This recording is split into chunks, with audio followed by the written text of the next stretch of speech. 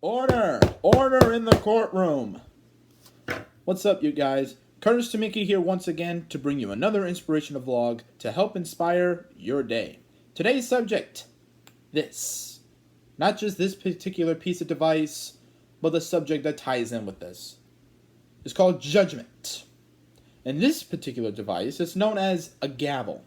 And this gavel is used in many courtrooms, not just in this state, but in many other states across this very nation. And the judges will use this. And it's a sentence of power and authority. For example, the judge will say to a criminal, I sentence you to 60 months in this prison for this particular crime until such time has passed. We are adjourned. Slam it, be out of here, out on our merry way. But it got me thinking, don't we as individuals carry this device around too? Don't we carry this around? Although not literally, although I am holding one right now. But don't we spiritually and metaphorically carry this device around with us everywhere we go? Hey, I don't like what you're wearing. I don't like what you're saying. I don't like how you're acting. Don't we use this? Don't we use this? Why do we do such things? Why do we judge? Why do we criticize other people? Why do we do that? You know what's happening? That is happening over in Washington right now. They are judging each other. I don't like the way this commander-in-chief is running things. I don't like how this person is handling about this policy. I don't like how this person is handling this situation. You know what happens? When this device appears, it creates a separation. And this is especially common in the church. When somebody starts criticizing either the pastor or the elders or the deacons or somebody within the church, this comes out. This device comes out. And when this comes out, it starts to create a separation.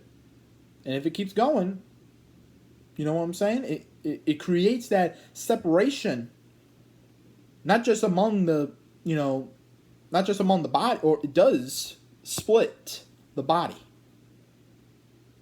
And right now, this is showing in our nation as we speak. As we speak. This right now is appearing. So why don't we take this and lay it down? Lay it down and actually start respecting each other. Me being the Christian man that I am, I always like to back up my statements with scripture. Paul writes in Romans chapter 14, verse number 10, but you, talking about you and I, but you, why do you judge your brother? Or better yet, why do we carry this? Why do we have this with us? Continuing on in verse 10, or you again, not just you, but like you and I, talk about us. Or you again, why do you regard your neighbor with contempt? That's just part A. Part B talks about how we all stand before the judgment seat of God. But I could ramble on that. But as of right now, why do we have this? Why do we judge each other? Why do we criticize each other with contempt? Continuing on in verse number 13, or to verse number 13 of Romans chapter 14, therefore, let us not judge one another anymore. Let us not, or in better terms, let us not have this. Let us not have this device with us, but rather determine this, not put an obstacle or stumbling block in a brother's way. So, do not have this with you. As much as we want to have this with us, do not have this with you. How about instead of judging, we put it down and actually we start respecting each other. Jumping ahead to James chapter 4, verse number 12. This is the last passage. There is only one lawgiver and judge, the one who is able to save and to destroy. Talk about God the Father.